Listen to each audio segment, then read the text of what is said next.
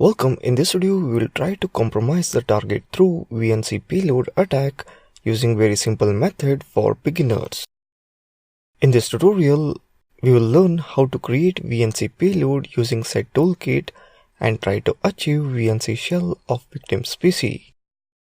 Let's open up SetToolkit. A terminal will launch with SetToolkit wizard. Here select first option to start social engineering attacks. Type 1. Now we have to select another option to choose any one attack. Select create a payload and listener. Type 4. Here we will select our payload option since we are performing VNC attack. Therefore we need to go with third option for VNC payload. Type 3. It requires IP address for payload listener. Type Kali IP address as 192.168.0.2.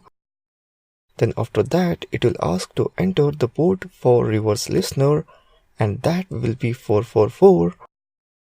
Now it starts generating VNC payload and save that payload under hidden path. It will take a minute. Here I am forwarding it. Payload is saved at root.set payload.exe and send payload.exe to target. It will ask to start payload listener. Type S and hit enter, which will start loading Metasploit framework. Here it launches Metasploit framework and start multi-handler automatically.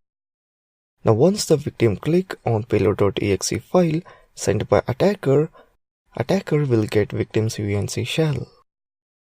Our VNC attack using SetToolkit is successful and we received victim's VNC shell on our system.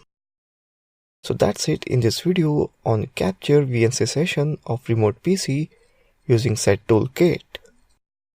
Thank you for watching this video.